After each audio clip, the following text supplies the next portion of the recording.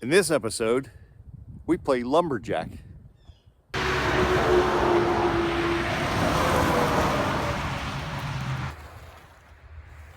It's a beautiful, crisp mid-January day, midday.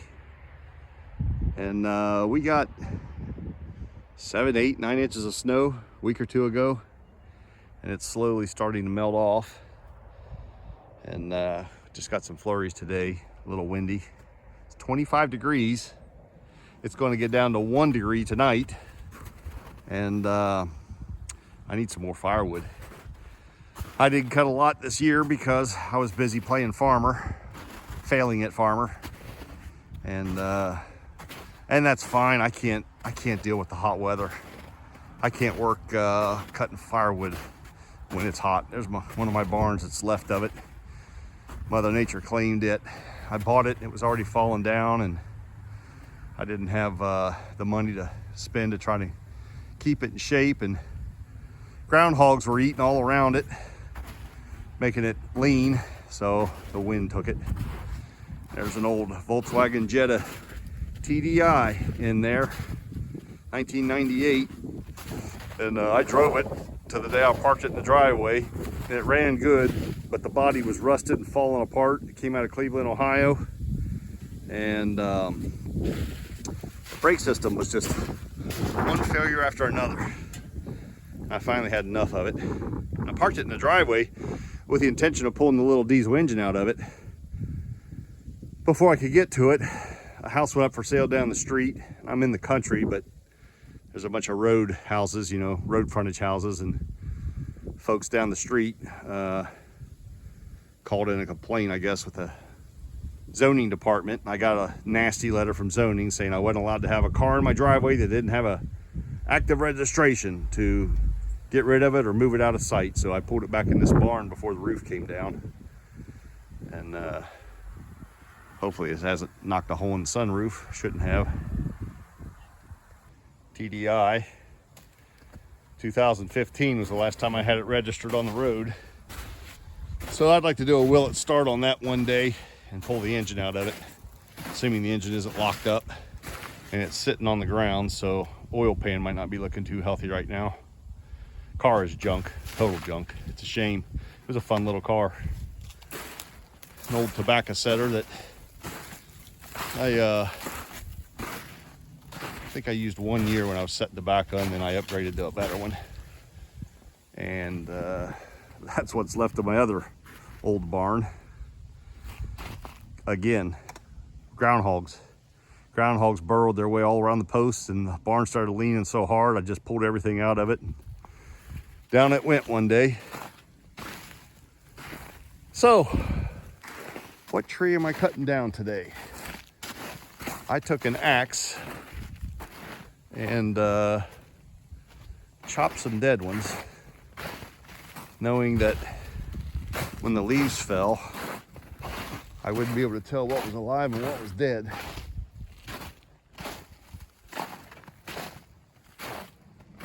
And I believe this is one of them.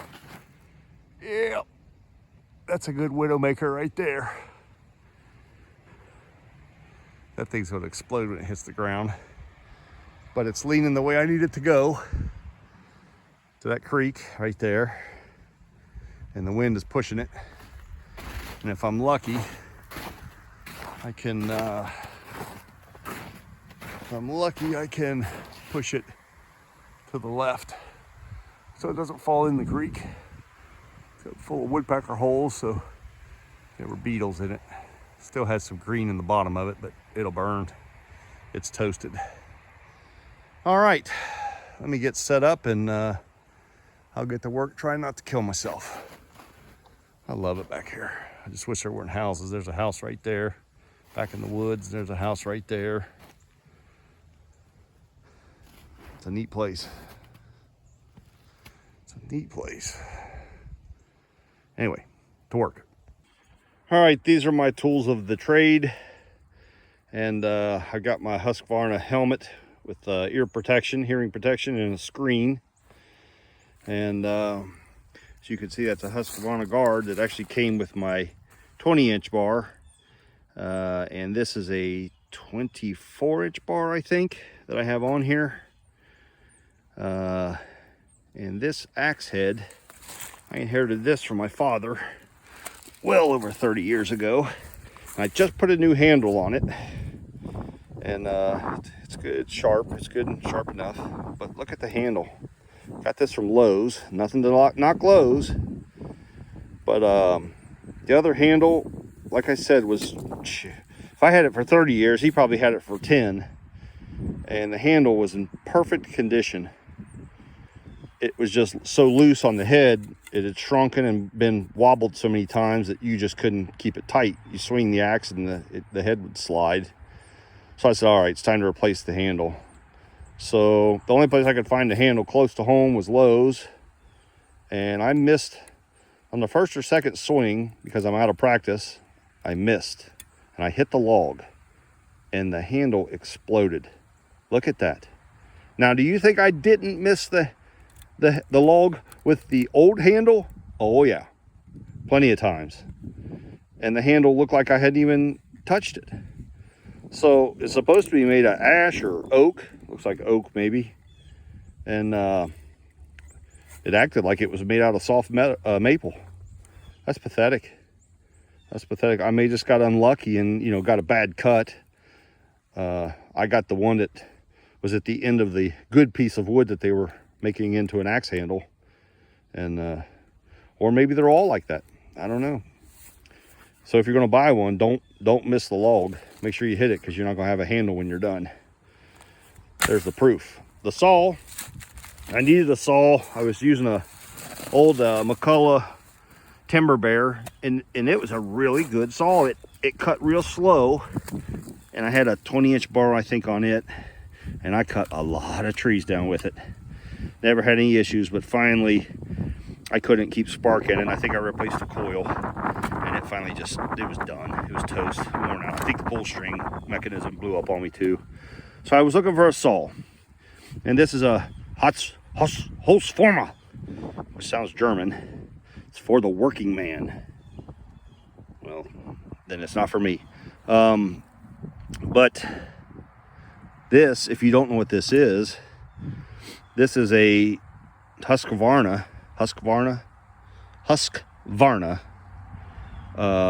made overseas, very likely in a Chinese plant, because being blue, I think I looked it up. Husqvarna has 3 major manufacturing facilities in the world, and one of them is in China. And this was about 1/3 of the price of the equivalent Husqvarna. And I cannot remember what model it is. If I figure it out. Oh, here it is on the, that's the model. Oh, my decal's coming off. Yeah. That's the model on this, and there is an equivalent orange one. That's a brand name Husqvarna. The only thing, this thing is a powerhouse cutting machine, but I could have spent a little more money and got the upgraded carburetor, which I am guessing is the actual Husqvarna carburetor that's on the Husqvarna model. Because this one leaks when it sits. If you don't drain the gas and oil out of it, it'll just leak out. And originally they had the fuel line routed into a spot where if you turned it, it just poured right out. And I discovered a port that I could slide it down in to keep it from coming out of that tube and go back into the gas tank. It either fell out in shipping or they just put it together wrong. But that didn't solve the problem, because if it sits long enough, you know, you can lay it like this, you can set it like this, it doesn't matter. Somewhere in there it finds its way out. So you really need to drain it if you're going to store it. That's oil that I spilled filling up the oil reservoir. But I like it. And for the price, you know, it's what I could afford. And as you will see, as long as it does not fail me in this video, it is a monster. It's heavy, but that's good. I call that exercise. So I'm talking a lot. And the reason why I'm talking a lot is because this will not take long at all. Don't blink, because this thing is going to be on the ground. And I'll try to do a good job videoing it, and hopefully I don't get killed. There's enough green branches sticking out here that if something does come down, hopefully it'll deflect it. I already see there's one dead twig up there. Oh boy. Oh, there's a big dead one right there. Yeah, that'd hurt coming down. So I'm just gonna have to be super careful. And this is my path. My only good escape path is this direction. If you're cutting a tree down, you need to plan your path of escape. I don't really want to dive up into there. I'll trip over stuff. I'm definitely not going on the other side because it's a bunch of briars and brush. So this is the way I'm going. I'm either going through there or going through there, depending on what's happening above me. And I'm going to try to twist this tree a little bit based on the way it's leaning to my right. I'm going to try to send it over there a little bit so it doesn't all land in that creek. And we'll see what happens. That's the one I cut down a couple months ago, that stump right there. And I dropped that one this way. So we'll see what happens. As you watch me set this project up and I start cutting and dropping this tree, which is risky with all the dead up there and the wind's blowing good. Keep in mind, I am not a paid professional. I am not an amateur by any means. I've cut 2, 3 trees, 4 trees, 5 trees, little trees, big trees every year on this property. And I've been here for 32 years, I think. So I've cut a lot of trees down and have had 0 accidents. My father was a tree climber in his early days. He grew up dirt poor in Gulf, Mississippi, in the swamps, and he and his dad or stepdad used to log cypress trees and build boats out of cypress back in the handsaw days. And that's a whole nother story on how they did that. They would they'd find the tree they want to cut down. They're in a boat, a little, cypress wooden boat, John boat type thing. Find the tree they want to cut down. They would find a tree they'd have a tree on either side of it, and they would take that handsaw and they would notch above the water line on the trees on either side of the tree they're cutting down, and then they'd stick a piece of wood in it to stand on. And then on either side of the tree they would stand and saw that tree down, drop it in the water, and then I don't know how they got it out, how they got it to shore. I have no idea. I don't remember those parts of the story, but you're talking about real lumberjacking. I'm going to cheat and use gas power. So, and then he continued on as he got older. He had a pair of spikes and he would climb trees and take them down that way from the top, work it, from the bottom up, just cutting them apart and then dropping them with a chainsaw. And primitive chainsaw, I'm sure. And I only remember seeing him maybe do that a couple times. I was little, and then he quit because he was much older to be climbing trees, and I'm sure not climbing a tree. So how I'm going to do this is how he instructed me many years to do it. Of course, I've watched plenty of YouTubes on how to do it, of actual tree removal guys. So don't take my advice or follow me doing this, is my disclaimer. I'm not a paid professional. I am a backyard amateur pro, let's call it that way. I'm just going to do this to get this tree on the ground and hope that I don't get killed, because I still got some living to do. All right, let's get it rolling.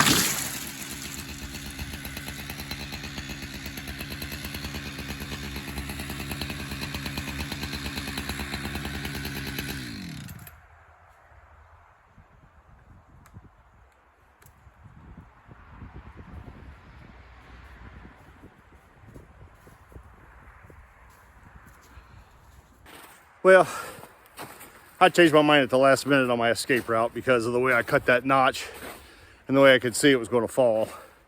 These big dead ash, they don't have much top on them. There's no weight. It's a tall stick, so it's kind of easy to figure out where they're going to fall. I haven't had one trick me yet. I brought an axe and wedge just in case, but I haven't had to use one yet. And it's a small tree, so, and the wind's pushing it, so it works. It works. It works. It's always a rush cutting into one. It always gets me shaking a little bit because I don't do it all the time. So it's like climbing that hill on a roller coaster when you know what's coming is going to be really exciting and kind of scary at the same time, because it would be easy for something to go wrong.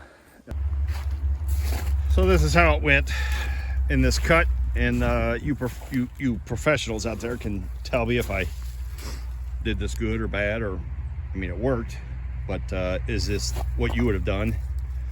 So I cut my block out here. I thought it was steep enough. That's how steep it is. That's how I cut it. Because I didn't want to take any chance of a kickback. And I think I've only ever had one tree kickback in my life. And I think it hit a tree above me. So cut my notch, and that's my holding wood. I cut in a little deep right here. I like to keep about an inch to an inch and a half of holding wood on these old dead ash trees. It always drops them where I want them. I don't know if that's right or wrong. And my height, I'm kind of at an angle. And I wanted to twist the tree a little bit. You can twist them, you can play a little bit with the angle on how you leave your holding wood. So I cut it shallow here, and it held over there, and it kind of pulled the tree a little bit and sent it away from the creek. And it landed exactly where I wanted it. I mean, it's within, I didn't guess, but I wanted it to the left of that stump right there. And voila, nothing's in the creek. If I dropped it over there, the top would have broke off in the creek, which would have sent the debris on down the river. So I'm happy with it. That's how it looked on the other side. Is that enough holding wood for you? It's holding enough. It's enough wood for me. I mean, I'm not next to a house or anything, and I certainly didn't have to use my wedge. Anyway, let me know what you think. Is that how you would have done it? How would you do it differently? Good news is nothing came out of the top of the tree and killed me. And I actually had a tree company come in last year, cut down a great big maple tree next to my house 2 years ago, I think it was. And there was a huge dead ash right there where that stump is. And it was a monster. And it had a big blooming umbrella top on it. And it was dead for about 5 years. I was scared of it because the way all the branches hung out real far, and I could just imagine something come down and hit me and killing me. And I asked the guy, if they would cut that down. He said, no problem. And I said, he said, I'll do it myself. Well, I want to be here when you do it, because if you get hit in the head, I want to be here to call the ambulance. He said, I'm not scared of it. And his reasoning was, even though, and it was far more dead than this. In fact, there's still debris laying out here from that tree. When it hit the ground, it went off like a bomb. I mean, you can see how dead that is. It just exploded. That's how dead this top of this tree is. It's been dead for a couple years probably. I mean, dead. Explosion. It just burst. Down towards the bottom, it still has some green in it. They're not as dead. It'll still burn, it's dry. His reasoning was, and I don't know if this is true, but he's the one who cuts them down for a living, and he dropped it. I left and went to work, and he texted me and said, your tree's on the ground. I think I paid him $200, $300, I don't know, something crazy, just to do what I just did. But what's your life worth? It was worth $200 or $300 for me to let him risk his life than my life. And fact, we're burning that firewood right now. Still burning, we're burning the last of it. It was a big tree. His reasoning was those limbs, even though it explodes like that when it hits the ground and it's bone dry and brittle, an ash tree, the wood is so hard that it'll hold on to itself. It won't come apart like a soft maple, you know, whatever tree you can think of, that would die and just start falling apart at the ends, just coming down on the ground, just keep falling on the ground. And really, he's right, because now that I think about it, there's no branches on the ground. There's a couple. I mean, I pointed out a couple hanging in the tree, and there's no dead ash limbs laying on the ground here. And that tree's been dead for a couple years, I'm sure.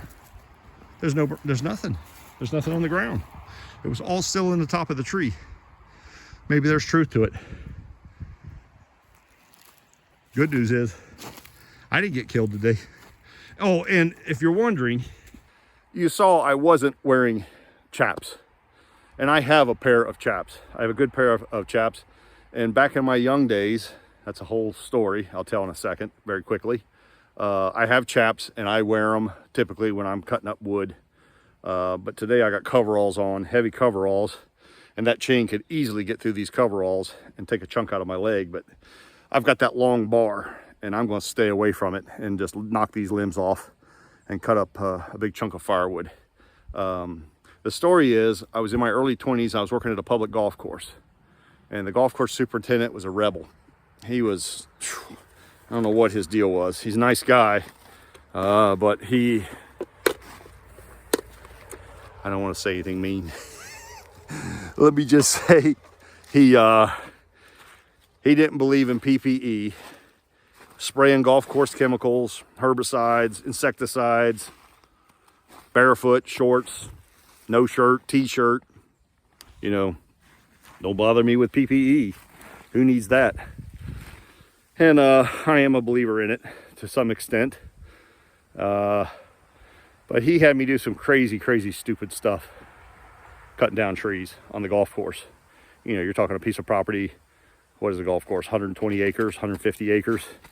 And a lot of big timber on it.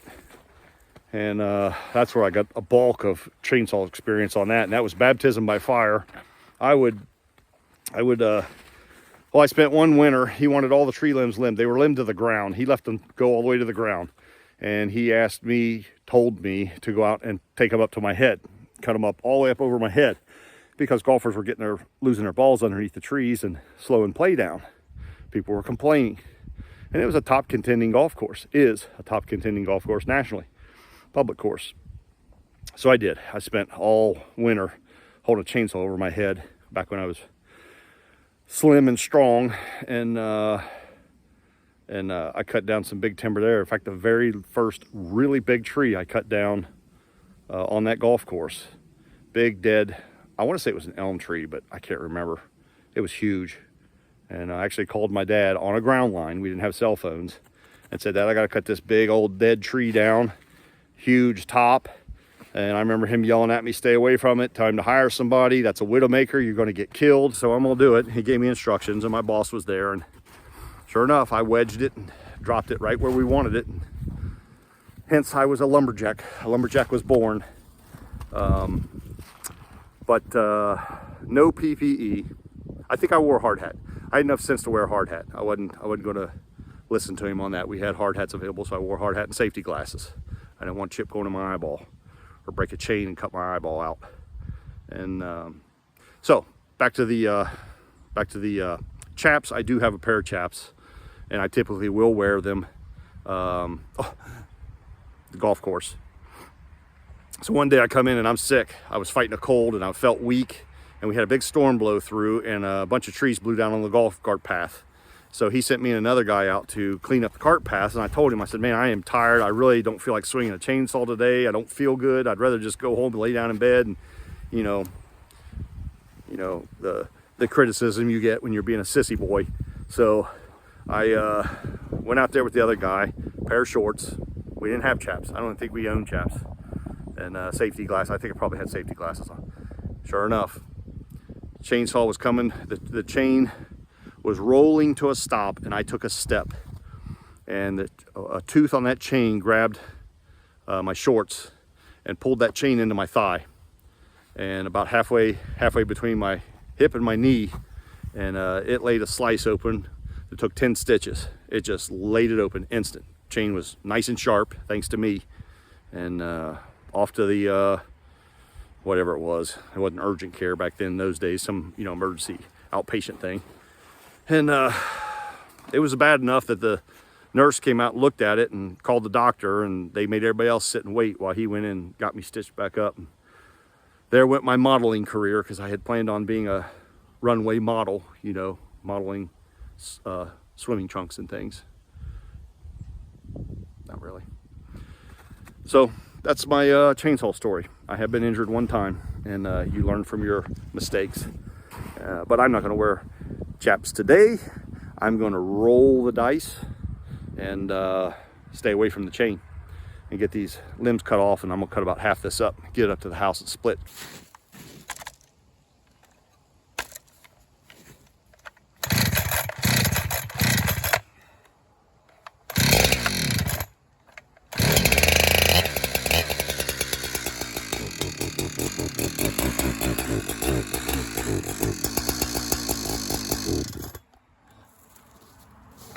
I wish I'd bought the better carburetor. Take my word, it's worth it. Spend the extra money. If it's $100, it's worth it. This carburetor gives me fits.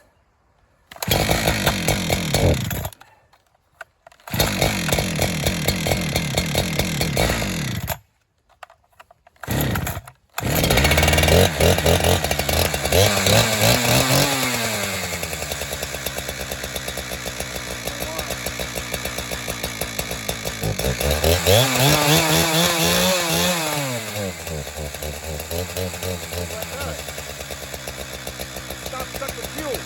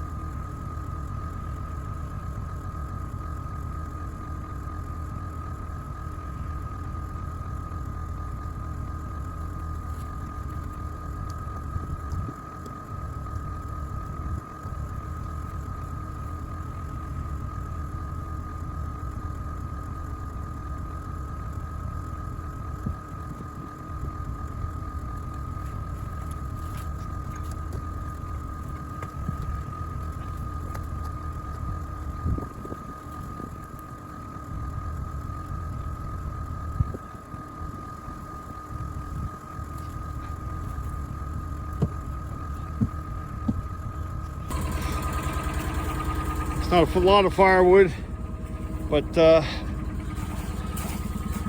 to get through a week or two in my little fireplace in the living room.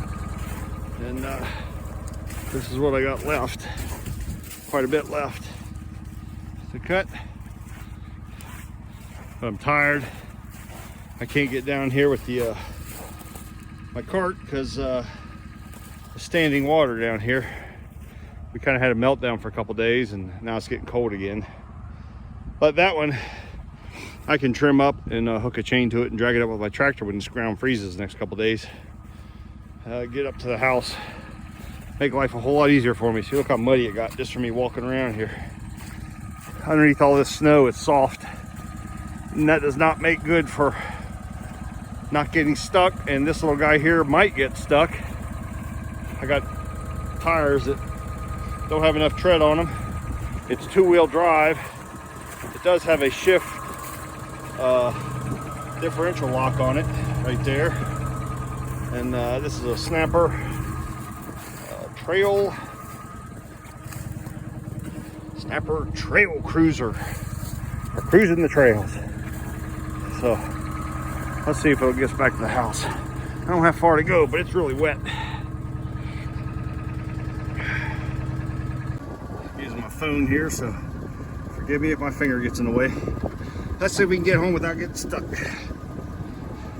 We gotta go over there to the woodshed where my log splitter is, but I can't go through there. It's low, doesn't look like it, but it's downhill, and all the water runs from that field straight down through that. It's kind of a ditch line, so I got to go up there to those trees and work my way around on the high ground.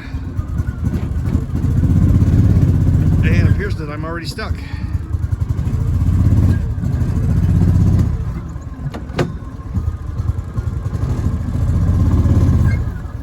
Backwards.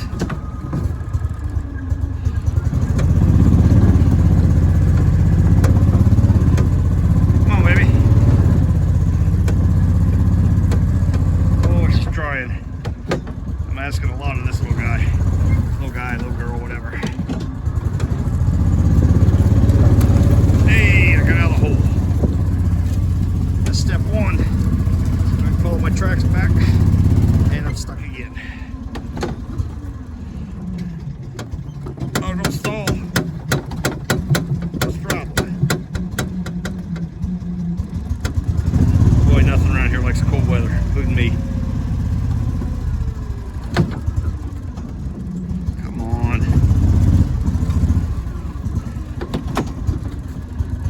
Oh, she won't rev. Come on now.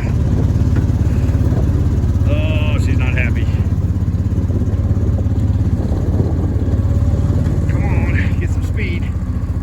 Hole down here I gotta get through. Oh, I'm just spinning. Come on.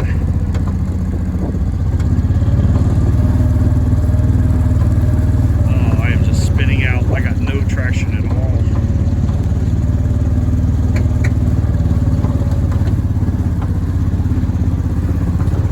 I'll never get up this little hill.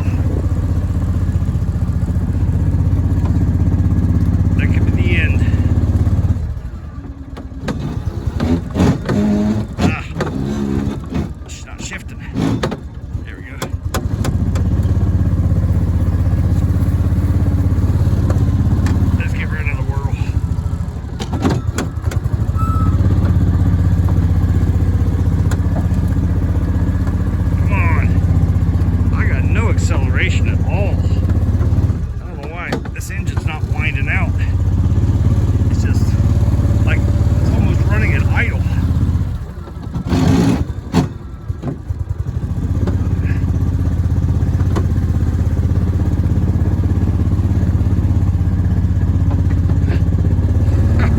There's a hump that it will not clear. I'm gonna try. Oh, jeez,